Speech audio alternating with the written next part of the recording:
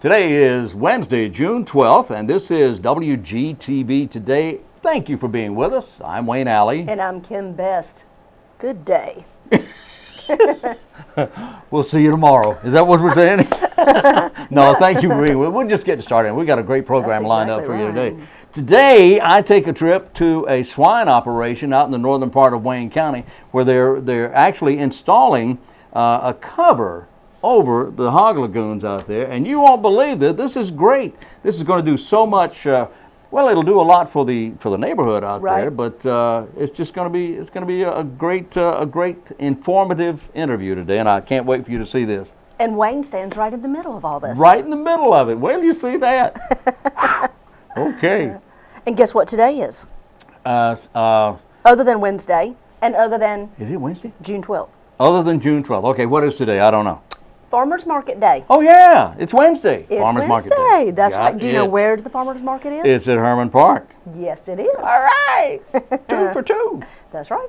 And every Wednesday they add more and more vendors to our farmers market. It's getting bigger and bigger out there, and I love veggies.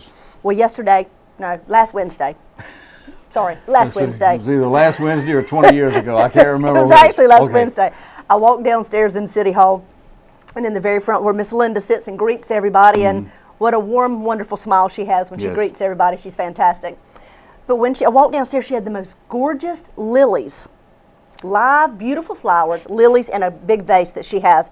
And I said, Miss Linda, what gorgeous flowers you had. I said, where did you get them? Farmers Market. Really? She says she goes every Wednesday, once the farmers market starts, and gets her some live flowers and brings them back to City Hall. What a great idea. She enjoys them, and everybody that walks through the door does. That's great. I thought, what a fantastic idea. That is great. She said they're inexpensive and beautiful and different flowers every week. How about that? Yeah, so she does it each summer. And you walk in, you say, hi, Lily. Or Miss Linda. Or Miss Linda, yeah. Okay, one or the other. There you go. That's right. Farmers Market all day. Starts 9 o'clock this morning, and we'll be there most of the day. Fantastic. Go by and get some fresh veggies. Okay.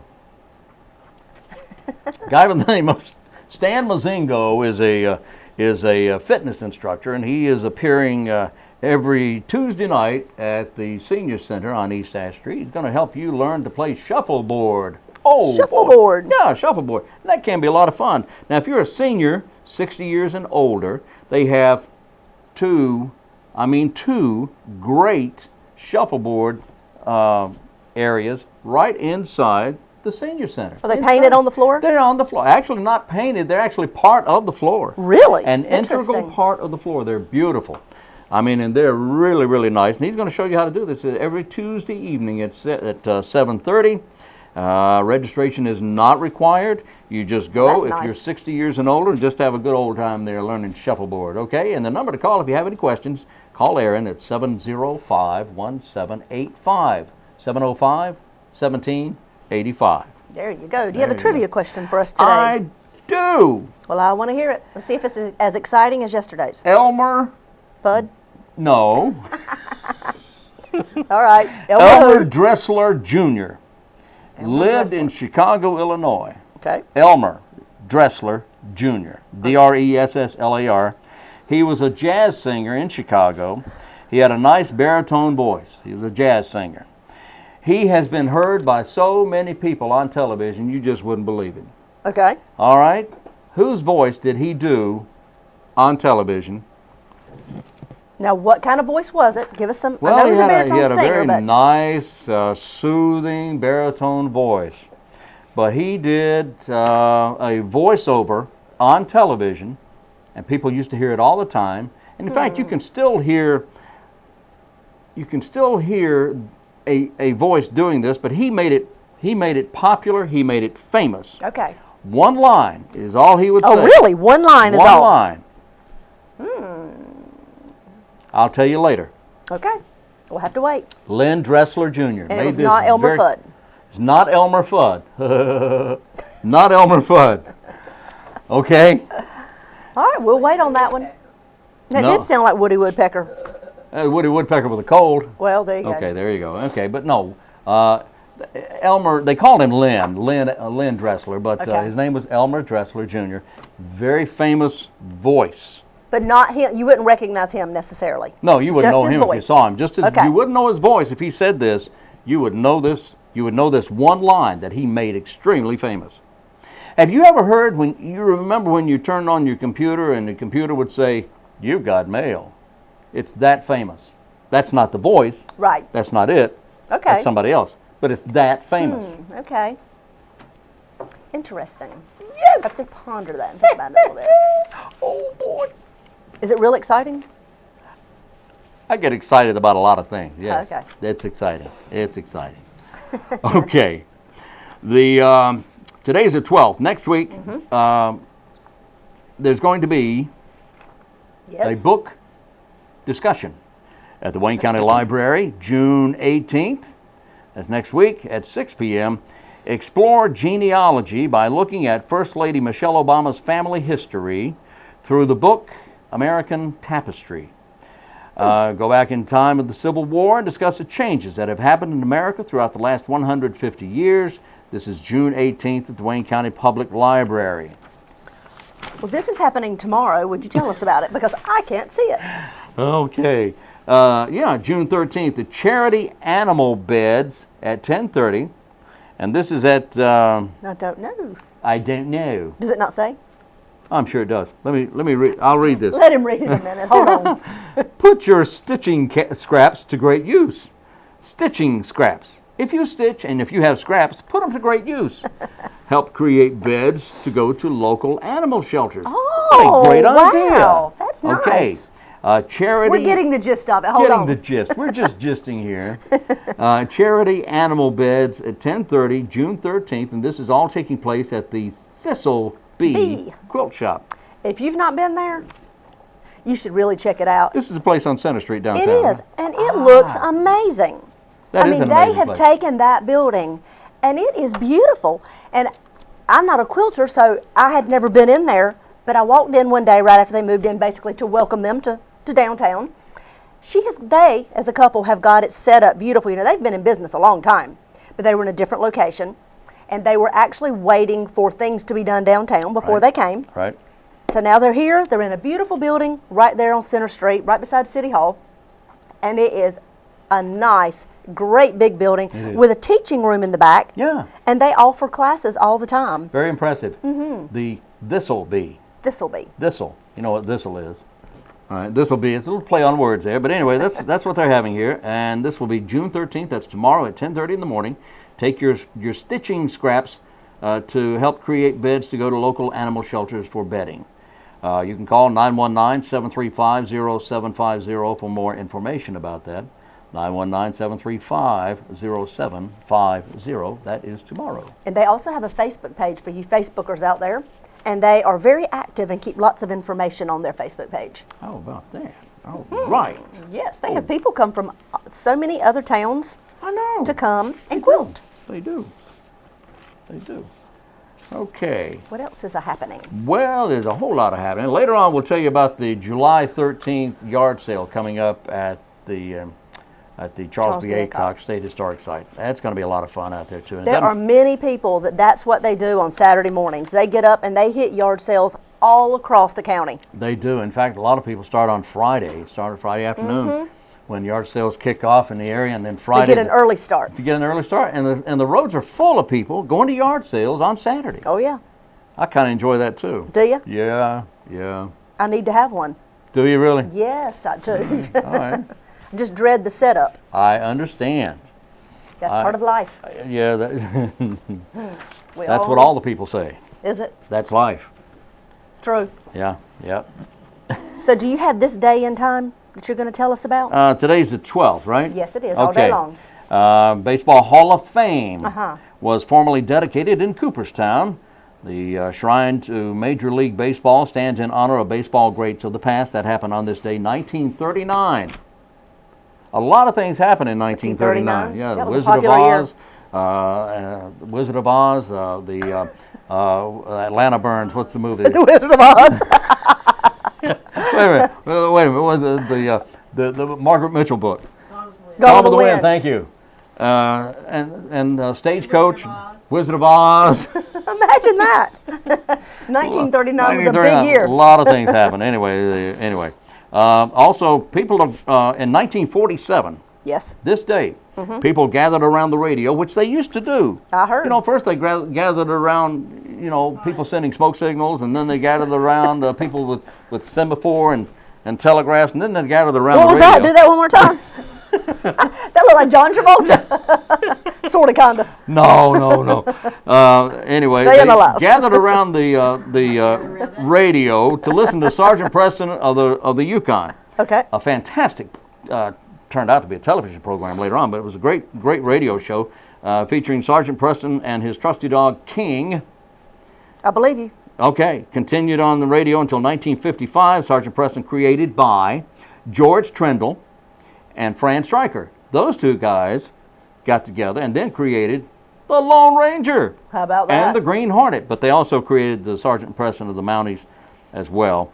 This day, 1947, is when it all started. And in 1963, Liz Taylor starred in a $40 million flop movie. Say that one more time. Rewind. Liz Taylor starred in a $40 million film. Yes. Cleopatra. Ah. The movie certainly gave ticket buyers their money's worth, it says here. It lasted for 4 hours and 3 minutes. That was a long movie. That's about like Titanic. Indeed. Cleopatra opened at the Rivoli Theater in New York City on this day, 1963, with Richard Burton, with Elizabeth Taylor. Burton played Mark Antony, of course. Rex Harrison was Julius Caesar. Hume Cronin was Sisigenes, and Carol O'Connor was Casa. Roddy McDowell, before he became Planet of the Apes ape, appeared as Octavian in the movie Cleopatra. The Queen announced the Beatles would receive the coveted MBE award. That happened on this day, 1965, and boy, did people get upset with that. That was 65? 1965, when the Queen said that the Beatles would receive the MBE. The Order of the British Empire recognition had previously only been bestowed upon British military heroes, many of whom were infuriated by the news the Beatles would be receiving the honor. They returned their medals to the Queen, many of them did, and in fact, a few years later, John Lennon sent his back too, for no particular reason. He just did. And this was the day in 1987 when Ronald Reagan stood in Germany and asked General Secretary Gorbachev to, Mr. Gorbachev, tear down this wall. A big day in world history. A big day. All right. I believe it might be time to head on to our interview with Chris Pendergraph, where you are talking about swine. No, we're talking about, No. not with Chris Pendergraph. Oh, who are we talking about? Pigs. Pigs.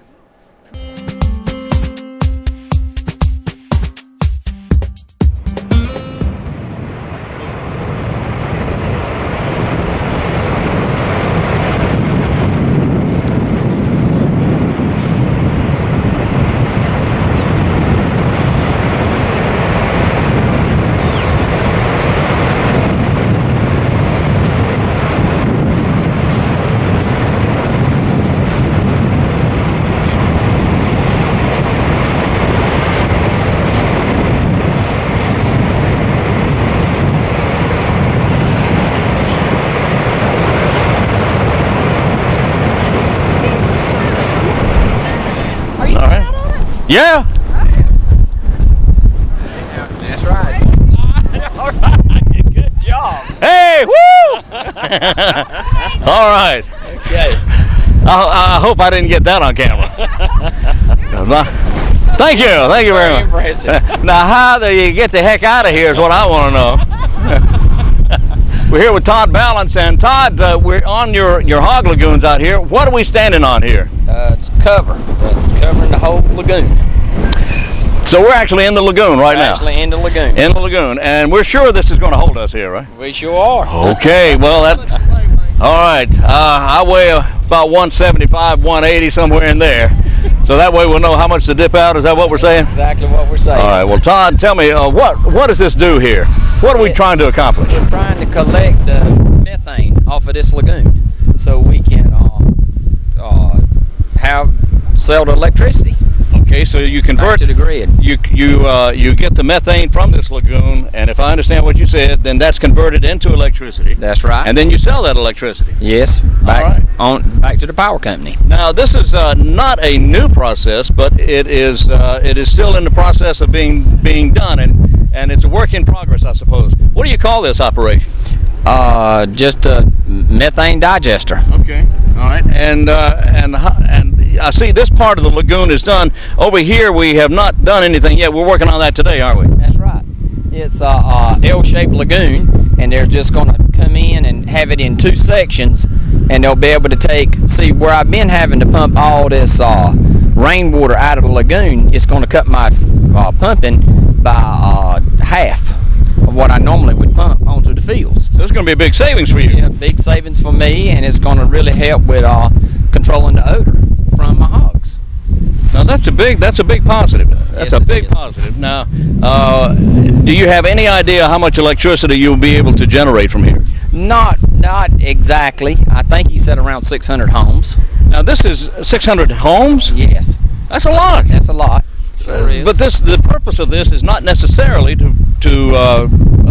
electricity thing is a side benefit, I would think. Yes, it is. It is. We're just I think it's the wave of what's coming. They've just made so many improvements in this technology. Once the electricity is generated, will you be able to get off the grid? We'll always keep it on the grid, and we're just going to take and sell it to the power company right now. So that's the plans, is just to sell it to the power company. But the big thing is controlling the odor and keeping everything under control here. Yes, that's exactly right. Keeping out when we have a hurricane like Floyd, Yeah. we won't have to worry about this lagoon running over because it'll be covered. It will be covered, but now what about when we do have a heavy rain in here? Does it catch the water? Water is caught here, and it's taken and pumped off into a conservation buffer that surrounds my farm. So it's just rainwater. So the rainwater won't go into the lagoon. The rainwater will be captured and taken away. I know the environmentalists must love this. Yes, yeah, I love it. I'm an environmentalist. Oh, okay. Well, good for you. So it's just a way good. But I think when you're a true environmentalist, when you put your dollars out. That's exactly right. All right. Well, we just saw them pulling out some of this heavy plastic over here. What will they be doing now? They'll be welding it together, and each one of these seams is welded together, and they take it all the way across, and it'll be one complete canopy over this whole lagoon. And you'll be able to walk on it just like we're standing here now. Sure will. When the gas comes up in it, it'll be up about 10 feet in the air, and it'll be like a dome. And then the rainwater will run off, and it'll collect it, and then they'll take the rainwater off, so you won't get all this rain in this lagoon. Okay. Well, how deep is this thing? If this lid wasn't on here, where would we be? We'd be 10 feet to the bottom. I'm gonna get off of this thing right now. Okay. I appreciate you talking with us. Thank you. Today we're talking with Prince Dubois of. You live in Kenansville now, right? That's correct. Originally from Sierra Leone. That's right. All right, and you have close ties to Mount Olive. I have very close tie to Mount Olive. My wife is from Mount Olive. Ah, So I love Mount I Olive. love Mount Olive. Yes. Prince, you're the engineer on this project. That's correct, yes. Tell me about what we see being done here now. All right. Well, this is the anaerobic digester system. Basically, all that is fermentation. You know, like taking what happens in our tummy and make it bigger. Yeah. I got that. Yeah. So all it does is you basically put little bacteria in here, you know, at this scale, and whenever you feed them anything organic, and manure is a good food. Yes. Okay, they're gonna eat it, and when they eat it, they make biogas. And biogas is really just methane, like your natural gas. So that is what we're producing here. So we discover we'll be able to collect that, combust it in an engine to make electricity, and then really lower our carbon footprint. So that is really the key here. Okay, let me make sure I understand. This is something similar to it works the same way a septic tank works. Is that right? That's correct. Yes. Yes. Okay, so there's bacteria in there eating the manure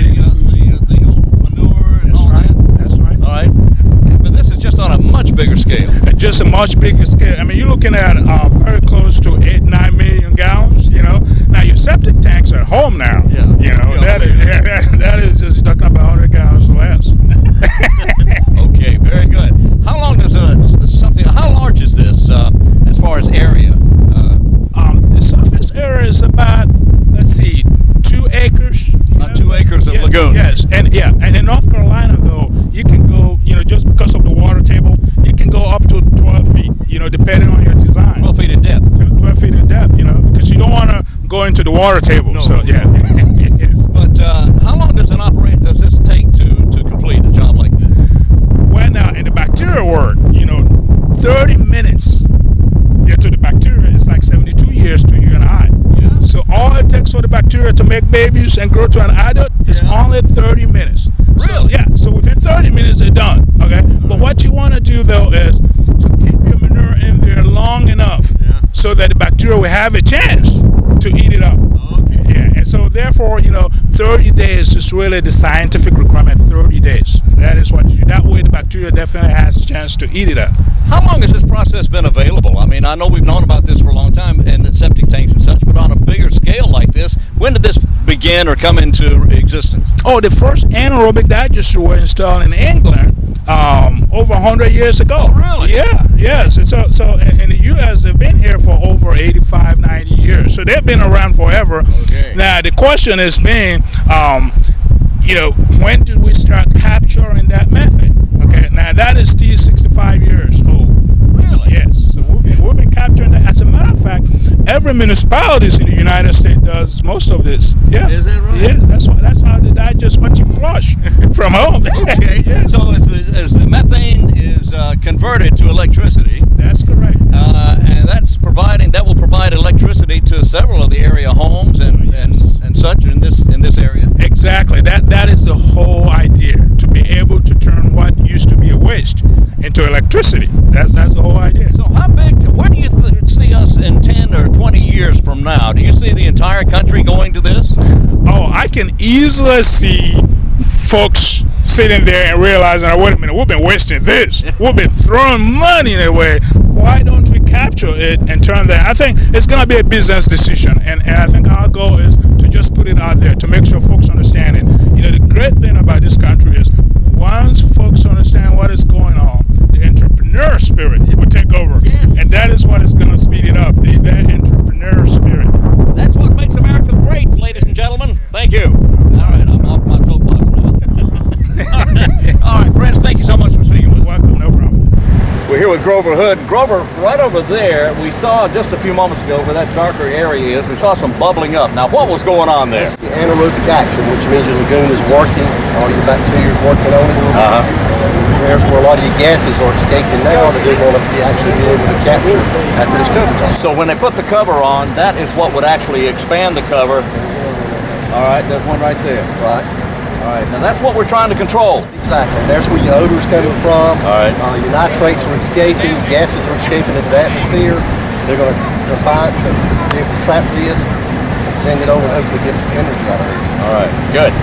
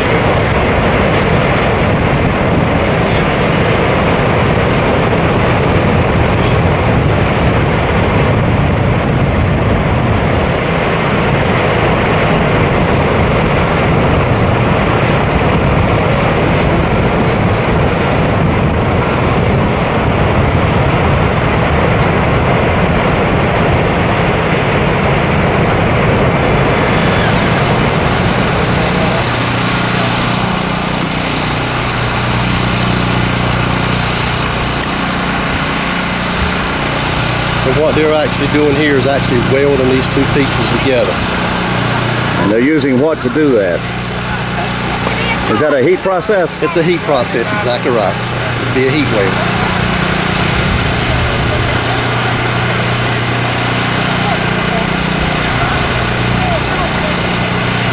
It's just like welding steel, except they're welding some heavy-duty plastic-like material. Right. That's not just necessarily your everyday plastic, though, is it? No, I'm not sure what gauge it is.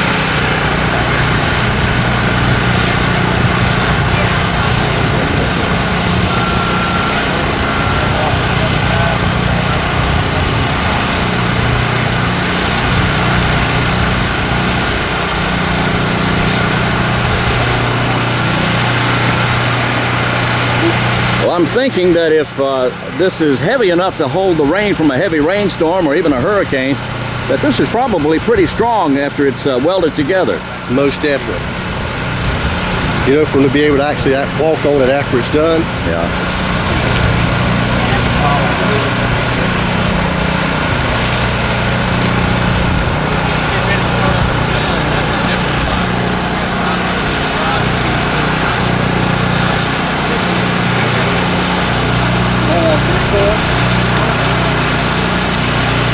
We're talking with Mike Burns here. You're out of Columbia, South Carolina. What's the name of your company? Environmental Fabrics. Environmental Fabrics. Yes, sir. And tell me about what you have here. Okay, this is a HDP, high density polyethylene. Basically, this is a fusion weld. You'll see it's got two tracks here. It's got an air channel. We'll take a 475-degree machine that's running down here at the end, self-propelled, heats it, fuses it together. And you see I got a test needle, clamps off at both ends, and I'll run air pressure through here, 30 pounds for 5 minutes. Once I do that, then I know my weld is good. Plus, I also have a tensiometer that I tested on. These welds hold about 120 pounds per square inch. Per square inch. I was going to ask you that. That's a lot of weight. Yes, sir. And I know rainfall gets very heavy. It's about 8 pounds a gallon. So this fabric will hold a lot of weight. Yes, sir, a lot of weight. We'll put a weight grid on top of here, 2 8-inch pipes filled with oil fill, collects the rainwater, keeps it out of the treatment process. How long have you been doing this, Mike? 15 years. Is that right? Yes, sir. All right, and you, how far an area do you cover out of Columbia? I've been as far as St. Croix. Really? St. Croix, down in the Virgin Islands. Mexico, New York, Pennsylvania. I travel all over. I try to stay close to home. Do you work solely on Hawks lagoons, or do you do others? We do all kinds of chemical containment, water purification, baffles, basically whatever needs to be done environmental, we can do it. Is this a typical lagoon of this size, or how do you feel about this? We've done bigger. Yeah. It's the odd size that kind of makes it, makes the process a little bit longer. But other than that, it's not. This is an L shape. Is that odd? Yeah. Okay. Usually they're rectangular square. I did 2 over at Smithfield Packing that were 300 by 400, and but they were rectangular. But they went on. We was done in about a month and a half. How long does this normally take you? This size job? About a month and a half, depending on the weather. Mother Nature can get you sometimes. Well, the weather's been good today and the last couple of days, but there may be some rain next week. So. Right. Yeah. We get the cover built this week. Try to launch it next week before it rains. All right. So once you make these welds, how do you pull it out across the lagoon? I don't know if you've noticed on this cover over here, there's boards with ropes and all tied to them. I'll take the leading edge and I'll take some gas line and I'll wrap it, and it'll just float across. I'll take ropes and pulleys and pull it across. All right. Well, Mike, I appreciate you speaking with us. Thank you very much.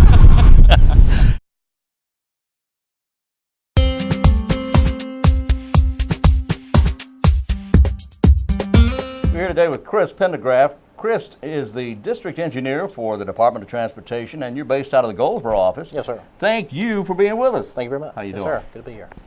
Okay, first of all, if you would, give us an idea of the hierarchy of the DOT and where Goldsboro falls in that rank. Our state for operations for Division of Highways, our state is divided into 14 different divisions. Mm-hmm. Each one of those divisions is anywhere from 6 to 8, maybe even a few more different counties. Mm-hmm. Our local division is based out of Wilson. Mm-hmm. We're Division of 4. We're Wayne and Johnston, Wilson and Nash, Edgecombe and Halifax counties. Okay. So what does the Goldsboro office do? I mean, I see a lot of trucks, I see sand, I see a little bit of everything out there. Our local office here around Goldsboro actually houses our district office that I work in, and we take care of Wayne and Johnston counties for permitting issues, different engineering type stuff, contracts, and things of that nature.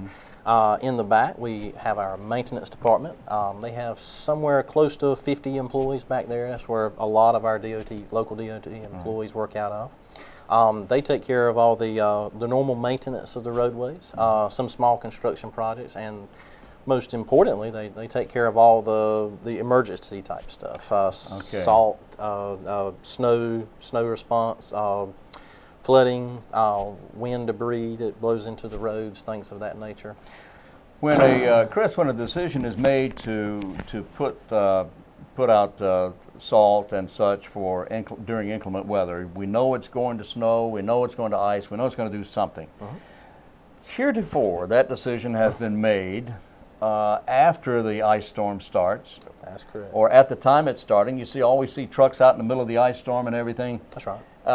And that was fine, except it was almost as if, but somebody got to thinking about that and said, you know, if we do this before it actually starts, That's right. That's right. then we're kind of ahead of the game. Now, is that a statewide decision, or was that done locally? And if so, who came up with the idea to do that, it's a pretty smart fellow. The decision to do that or not is pushed down to the lowest level possible. It's made on a county by county basis. Okay. It's still relatively a new process. We've really only had that process on a larger scale for probably the last 5 to 10 years, something like that. Okay. But it's the first tool in our toolbox that have allowed us to actually do something about an oncoming snow and ice event before the snow or ice actually got here. All of our other responses, we had to wait until snow or ice actually started falling. Right. In fact, for our salt trucks or salt operations to be effective, we actually had to let it accumulate on the roads for a little amount to actually catch the salt, let it be working, and things of that nature. So it's almost like you had to wait for it, actually wait for it to get bad before you could ever actually start doing anything. And so this, it gave us a chance to try to start combating it before it ever got here. So somebody came up with the idea that, hey, you know, we ought to attack this thing before it starts with an aggressive approach. Yes. And that works. Is there a downside to that? Potentially. Like I said, it is on a county by county basis, but that's probably largely in part because the weather varies so much from county to county. Yeah. What may start up towards Raleigh come in straight as a snow event, by the time it gets here, it really only may be starting off as a rain. A lot of our snow events start off as rain, right, and then change over to freezing rain or snow or stuff like that.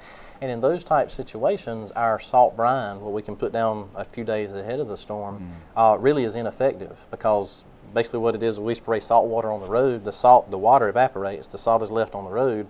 But if it starts off as a rain, it washes all of our salt off. Okay, that would be the downside. So that's part of a downside. Well, and it does cost money to put all that stuff out. I mean, we have to pay people, the trucks running up and down the road. It does cost us money to actually make the stuff. So, well, I think no one would disagree that you have been effective in helping the flow of traffic during inclement weather, helping to keep cars safe and people safe on the highways during times of bad weather, because regardless of how bad it gets out there, people are going to get out and drive around anyway. That's right. That's right. That's our main goal: to keep the highways as safe. Keep the highways safe as possible. I want to switch gears here real quick. I want to talk about something called the chip. What do you call that chip thing? Chip seals. Chip seal, which is also known as rock and tar. Affectionately referred to by many in the county as rock and tar. Yes. Now this is one of the misconceptions. People don't understand why it's done and how it's done and whether it's good or bad. It's one of those things. It's a great operation that makes all the sense in the world, but first misconceptions or first perceptions are very misleading. So if you don't know the reason behind it, it can look as a disaster. Well, what is it? What does it look like? A chip seal basically is just a thin layer of liquid asphalt, or that's where the tar comes from, liquid asphalt, and then we sprinkle a layer of thin rock, like pea-sized gravel, on top of that. We do that twice. Layer of asphalt, layer of rock, layer of asphalt, layer of rock. And then on top of that, to keep that liquid asphalt until it has time to cure and harden up, it's still a liquid, so it's still very soft. And if you were to drive across it, the tires can actually pull it up and sling it all over your car, get asphalt all over your car, make a mess. So that's the reason we put like a loose layer of like sand or screenings and stuff like that. So it kind of, when you come home from work that day after we've done that operation, it looks like a dirt road. And so we get a lot of upset people that said, I had a paved road this morning, I got a dirt road now, and so, they don't know. And so like I said, and it does, it looks just like a dirt road. But it doesn't stay like that, does it? No. Normally traffic will have it blown off in just a few days. About a week or so later, after we're sure that the hardening process has gone on and is cured, we'll come back and we'll actually sweep all of that off. It's just a real thin layer. There's asphalt under it still, I promise. Right. We'll sweep all that loose stuff off and actually stripe new lines on it and things of that nature. Okay. So it actually goes right back to being a paved road, but it takes a couple of weeks in between there. Just kind of got to grin and bear it just a little bit in between there. So. The ride itself is actually a little noisier, maybe a little rougher. It is. It is. It's kind of bumpy. It's a little rough. If you go, run your hand across, it's not nice, smooth, very, very smooth. Like the table. Like I said, it's a little rough, so there's a little roar from your tires, so it's a little louder. But the purpose that we use that for is not.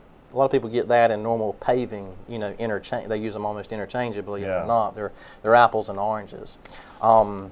Basically, like. Paving a road, brand new paving a road, is extremely expensive, and it normally costs anywhere from $150,000 to $200,000+ per mile to pave a new road, to pave a road.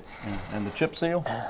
Yeah, chip seal is normally about 1/7 of that. It's normally a 7-to-1 ratio. So we can do a mile of chip seal for like maybe $25,000, $30,000, something like that. Wow, so, that's a tremendous savings. Yeah, basically. Paving a road is almost like building a new house, and putting a chip seal on a road is basically like painting your existing house. And so we normally only repave a road when it's structurally deficient. It has potholes in it. It's got an alligator pattern in there that shows us that structurally it's deficient. It's just not able to carry the loads anymore. So we have to put new layers of asphalt to make the road stronger. And so that's what we look for. That's the reason we want to spend all that extra money. The other treatment, like I said, the chip seal, is really not a structural. It's not a structural operation. What we're trying to do there is we start with a good road. And that's another thing. A lot of people call us and say, there was nothing wrong with our road. Why'd you do this to it? Well, you're exactly right. We do this to good roads that are in good shape, and the reason we do this is we want to keep them in good shape. There's always cracks in roads, in any asphalt road. So what the purpose of this is to seal those cracks out so water doesn't get in the cracks, get up under the road, and because when you get water under the road, it's just like getting water into your house. It's just a disaster waiting to happen. That's where all the potholes come from. That water freezes and expands, and that causes the road to break up, and then that's where the potholes come from. So this is more of a maintenance, preventive maintenance. This is a preventive maintenance thing. It's just like changing the oil in your car. You don't wait until your car is spitting and sputtering and you got to replace the motor and stuff like that to start changing the oil. You start changing the oil in your car or truck when you first get it, every 3,000 to 5,000 miles or whatever you pick, but you normally change the oil while it's in good shape. So just like this on the roads, we're starting to do this while the road's still in good shape. So. All right. This is the first of many meetings we're going to have with Chris Pendergraph. He's going to be a regular on the program, and I appreciate very much your coming in to talk to us today about these items. Yes, sir. Is there a way that someone can find out more about this? Do they call somebody and say... I love talking about this. Anytime somebody wants to call and ask questions about that. Normally we get people that called in and they're upset because they don't know. So like I said, this is a great opportunity to get the information out. But if somebody wants more information, a little bit more detail than we have here, tell them, just call our office. It's 919-731-7938. 919-731-7938. Yes, sir. All right, Chris, thank you so much for being with us. Chris Pendergraph is District Engineer with the North Carolina Department of Transportation.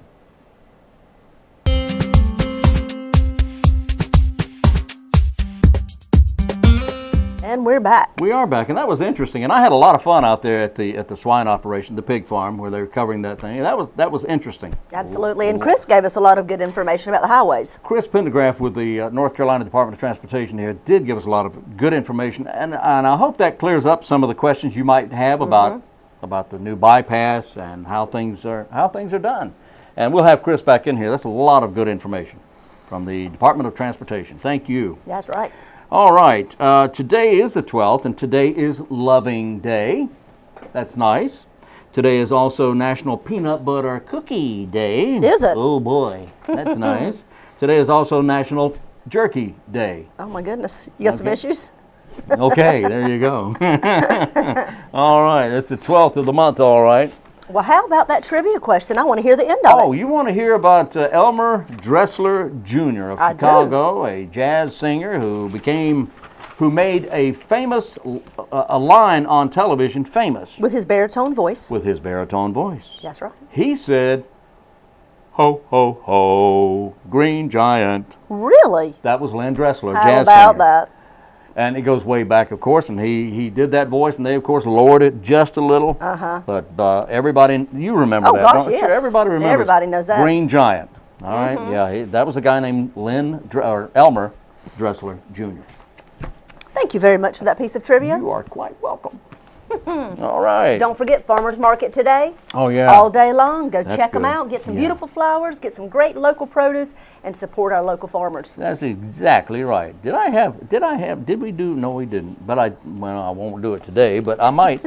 What are you digging for? I'm digging for the birthday thing here. I can't find my birthdays. Well, how about telling us about that? Oh, this is in August now. This is the 27th annual Goldsboro Family Y Village of Walnut Creek Triathlon. You got to start preparing now, though, Wayne. Yeah, you got to start working out now. Or some people have to start working out now. Those who are going to participate should. That's right. Goldsboro Family Y 27th annual Triathlon. Goldsboro Family Y Triathlon will be taking place at Walnut Creek. And you know where that is. That's east of Goldsboro, about 10 miles east of Goldsboro. So there's a 3-part, of course. Yeah, there's a half-mile swim. Then there's the 20-mile bike. And then there's the 5K run. And we found out recently that you can do it in 3 parts at 3 different people. You can relay.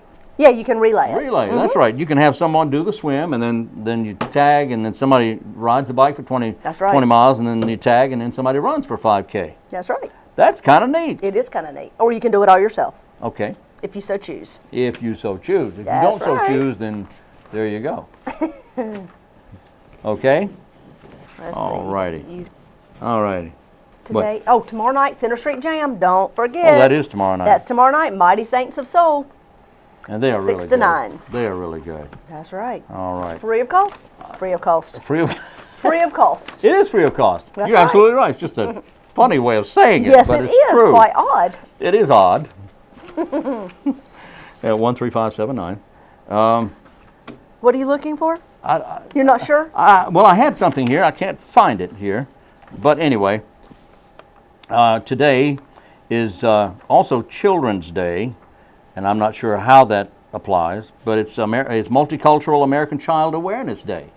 Be aware of multicultural American children. Okay? That's funny. Okay, that's kind of dumb. Okay. There's really more to that. Yeah, there has to be. We just don't have all I don't have bits all and pieces. the information here. Whee! Okay, we've got... I believe we've covered everything on that list. Okay, but here's more, ladies and gentlemen. The public library is offering, all kinds of computer classes. Listen Really? to yes, listen to this. Microsoft Power, no, that's done.